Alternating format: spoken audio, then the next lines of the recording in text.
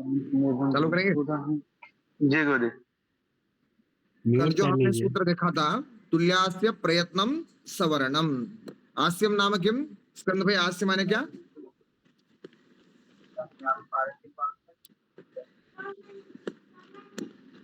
इसका हम्म, अस्य माने इसका, बताना है आस्य माने क्या। अस्य माने तो इसका होता है ना गुरुजी। नहीं नहीं, अस्य अस्य माने इसका। हमने आस्य नहीं बोला था कल। आस्य आस्य आस्यम। आस्यम।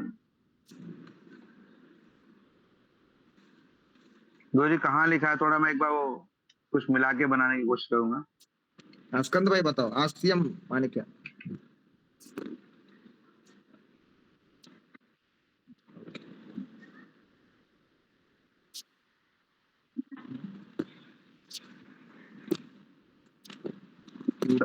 आश्य, आश्य तो गुरुजी जैसे जो समझाना चाह रहे हैं, मतलब उसका उसका मीनिंग क्या, मतलब क्या है? आश्य है आप बोल रहे हैं?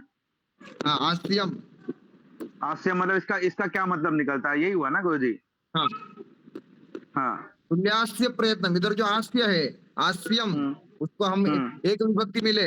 इसको और डिटेल्सली समझे तो इधर आपको समझ में आए। तुल्य आस्य प्रयत्नम, प्रथमा एक वचनम, सब कुछ ओके। हम्म तो आस्यम का क्या अर्थ है? आस्यम नाम किम, हमने कल लिखा था। आस्यम नाम किम, आस्यम नाम किम, आस्य नाम मुखम। सम्यक। आस्यम नाम मुखम। गुरुजी वो वही थोड़ी समस्या आ गई कि आशय, आशय जो है उससे उससे मैं आशय लगा रहा हूँ कि मतलब इसका मीनिंग, लेकिन आप आश्यम बोल रहे हैं, वो हमको, हम जो लिख रहे हैं ना गुरुजी, आप जो बोल रहे हैं हम लिखने में गलती कर रहे हैं गुरुजी।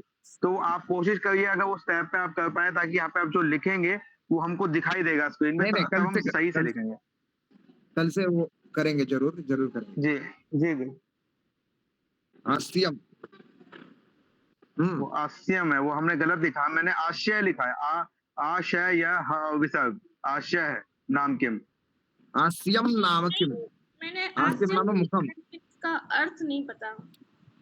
लिखिए ना, आश्यम आस्यम नाम नाम मुखम। मुखम। आस्यम का अर्थ है मुख। गुरुजी यहाँ पे कहीं लिखा है क्या? अगर मैं वहां पर देख पाऊँ कैसे लिखा है, तो स्क्रीन पे कहीं कुछ। हाँ गुरुजी, मैंने आश्रम नाम के बगल में मुखम भी लिखा है, लेकिन पता नहीं कि उसका अर्थ है। उसका अर्थ ही मुख है। आस्यम नाम की, आस्य माने क्या, ऐसे आपने लिखा और उसके बाद लिखा मुखम। वो ना शॉर्ट में लिखा ना गुरुजी, उसने लिखा आश्यम नाम किम और फिर शॉर्ट में लिख दिया मुखम। उसने ये नहीं लिखा था ना कि आश्यम नाम किम आश्यम नाम मुखम, तो समझ जाती। हाँ, सम्यक, वैसे लिखना चाहिए था, सही बोला। हाँ। वो शॉर्ट में उस टाइम पे हम लिख लेते हैं, सोचते हैं समझ जाएंगे, पर बाद में थोड़ी मुश्किल होती है, नहीं समझ में आता तो भूल जाते हैं। हाँ, आस्यम नाम मुखम। तो मुखांतरवर्ती ककाल पर्यंतम आस्यम, अत्र ग्रहणम। जो मुख में विद्यमान ककाल है, माने वो कंठमणि, हाँ, उसमें से जो अक्षर उत्पत्ति होती है, वो मुख का इधर बात है कि मुखांतरवर्ती ककाल पर्यंतम, ओष्ठ से आरभ्य ककाल पर्यंत वर्णों का जो उत्पत्ति होती है, हाँ, उसको उद्दिष्ट ये बोल रहे हैं। जैसे कि अकुह विसर्जनीयानाम कंठः, अकार कवर्ग हकार विसर्गानाम कंठस्थानम। इसको तो देख लिया ना सबने, इसको पाठ कर देना एक बार, हाँ, क्योंकि ये ना परीक्षा जो होती है वर्णों की, जो, एक मिनट,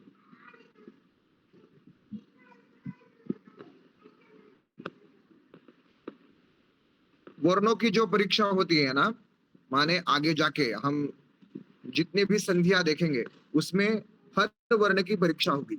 ये वर्ण कौन से आभ्यंतर प्रयत्न से आ रहा है, किस स्थान से उत्पन्न हो रहा है, बाह्य प्रयत्न से आ रहा है, ये सब देखा जाएगा, इसलिए कंठस्थ करना ही पड़ेगा। अकुह विसर्जनीयानाम कंठः, इचुषाणाम तालुर, पुरुषाणाम मूर्धा, लृतुलसानाम दंत्यः, ये सब देखना ही पड़ेगा। इसको कंठस्थ कर लेना एक बार। गुरु जी आपने कल मतलब लास्ट जो हमको बताया था वो बताया था आभ्यंतर प्रयत्न और बाह्य प्रयत्न। और आभ्यंतर जब मैं इसको पढ़ रहा था तो जो तुल्यास्त प्रयत्नम सवर्णम, तो उसमें वो बता रहे थे कि जैसे कंठ से भी जो हम मान लीजिए उच्चारण कर रहे हैं, कंठ से जो उच्चारण है जैसे कंठ से उच्चारण हो रहा है, तो उसका जो बाह्यंतर प्रयत्न है वो भी मतलब वहीं से हो तो उसको स्वर्ण संज्ञा कहा जाता है। तो वो आभ्यंतर प्रयत्न जो अवैध प्रयत्न वो है क्या?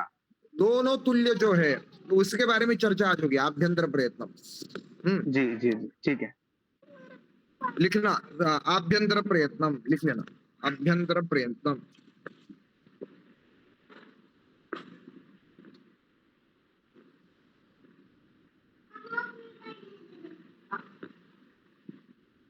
जी गुरु जी लिखा। लिखना स्पृष्ट प्रयत्नम स्पर्श। स्क्रीन शेयर कर देता हूँ, 1 मिनट तो आपको समझ जाएगा। उद्यापासून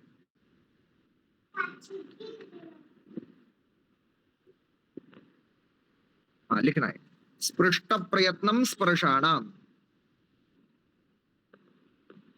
प्रथम प्रयत्नम स्पर्शाणाम। प्रयत्नम स्पर्शानाम।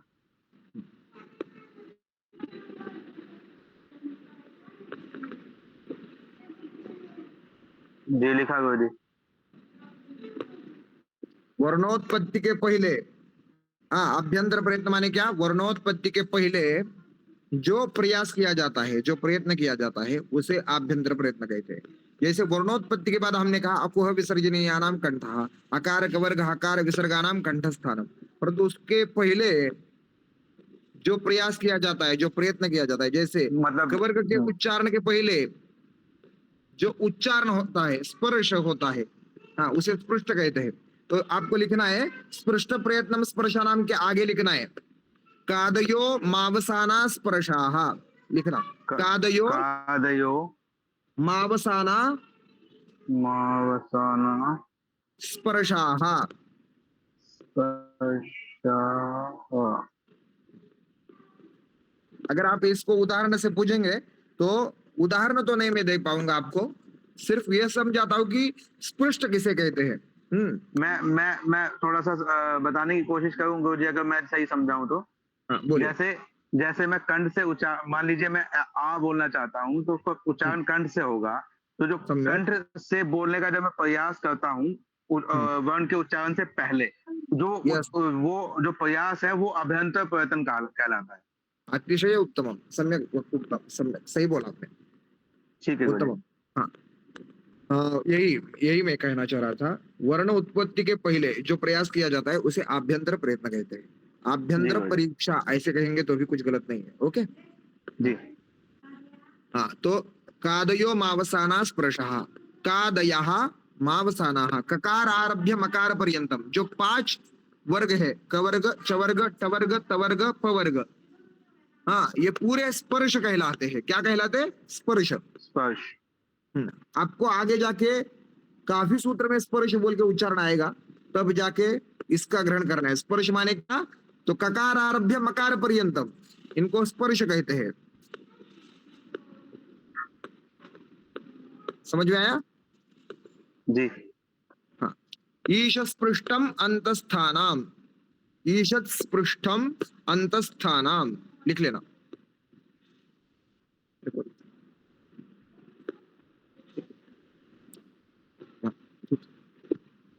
ईशत् पृष्ठम अंतस्थानाम, अंतः स्थाना। लिख रहा है इधर, ये देखिए लिख लेना ईश स्पृष्टम 2 नंबर का।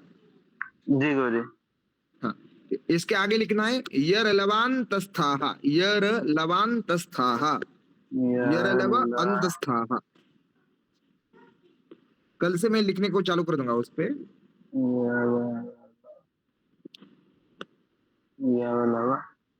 अंतस्थाः, यहाँ पर तो कुछ और लिखा है गुरु जी, अभ्यंतर इस पे प्रयत्न ही लिखा है। नहीं नहीं इसको छोड़ दो। अच्छा अंतः स्थाना, ठीक है। यर लवांतस्थाः विसर्ग लिखना है, अंतस्थाः। जी हाँ यर लव जो है उसे ईश स्पृष्ट कहते हैं। क्या कहते हैं? ईश स्पृष्टम। हाँ, और यर लव को ही अंतस्थ भी कहते हैं।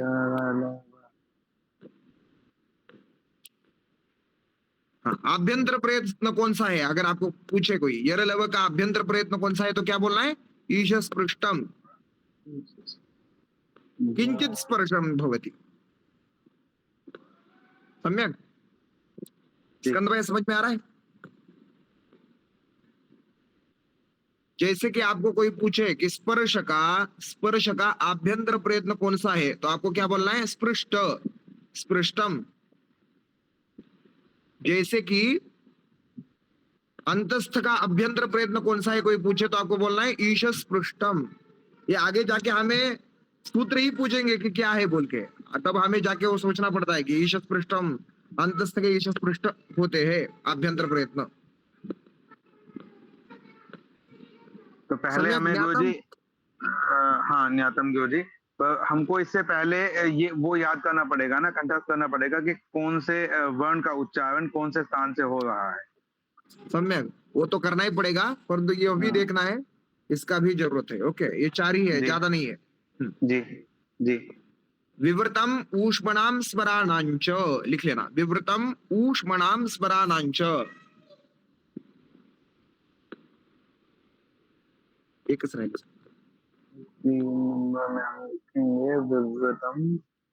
उज्जवल भाई देख रहे हैं ना आप?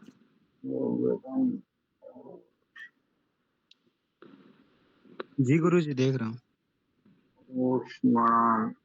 आज बरीच आहे। नांच।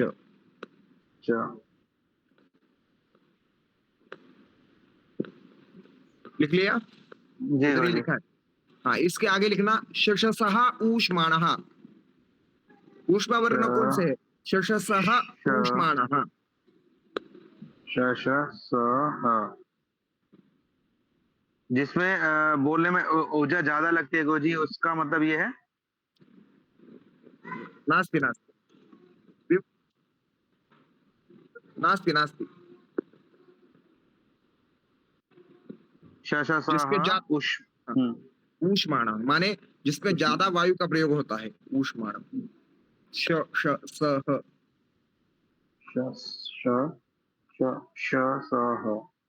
ऊष्माणः। ठीक है गुरुजी, लिख लिया। हाँ, ह्रस्व तो आपको ऊष्माण जो ऊष्माण को कौन सा आभ्यंतर प्रयोग आएगा अगर कोई पूछे तो आपको विवृत बोलना है। विवृतम आगे सूत्र में इसका प्रयोग होगा। ओके, तो ऊष्मन वर्ण है शशसः, ये ऊष्मन वर्ण को कौन सा आभ्यंतर प्रयत्न आएगा तो विवृतम आएगा। ओके जी, विवृतम को अंडरलाइन कर लेना। इसको अंडरलाइन करना है, किसको? स्पृष्टम, ईश स्पृष्टम, विवृतम। अभी देखना है संवृतम, नीचे ह्रस्वस्य अवर्णस्य प्रयोगे संवृतम। ह्रस्वस्य अवर्णस्य प्रयोगे संवृतम।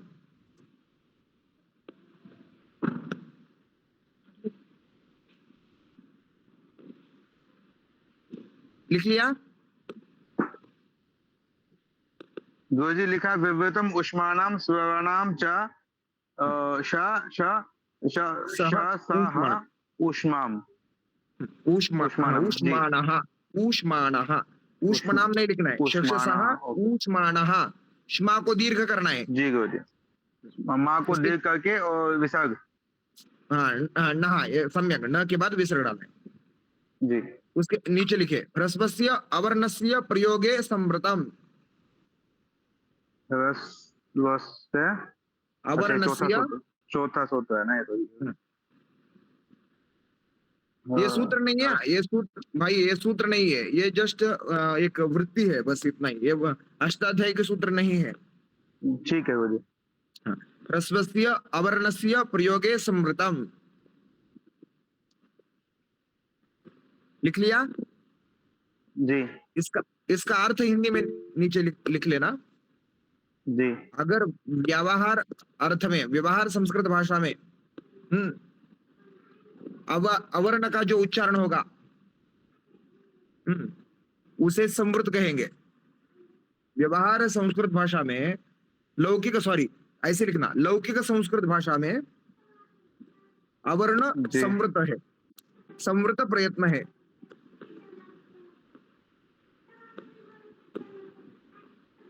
मैंने लिखा गुरुजी लौकिक संस्कृत भाषा में अवर्ण का उच्चारण होगा। उस, हाँ, वो हाँ। संवृत कहलाएगा, वो संवृत आभ्यंतर प्रयत्न कहलाएगा। संवृत, संवृतम लिख लेना, हिंदी की तरह लिख लेना, संवृतम आभ्यंतर प्रयत्न कहलाएगा।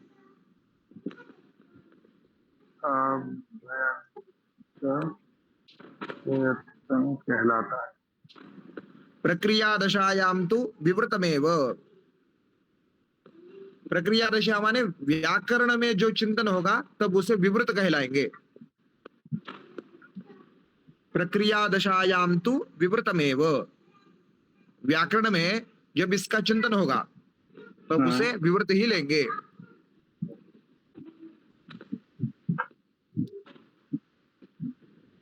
आगे जाके जब सूत्र में इसका चिंतन होगा तब इसे विवृत आभ्यंतर प्रयत्न ही लेना है।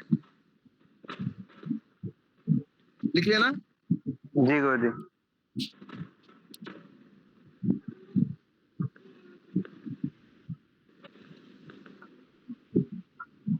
बस आज में समझ में आया।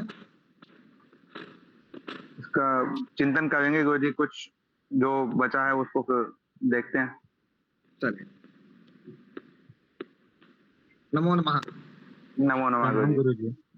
गुरुजी। ओके, नमस्ते। नमो नमः। धन्यवाद। आ जाओ चैट पे, आ जाओ भाई।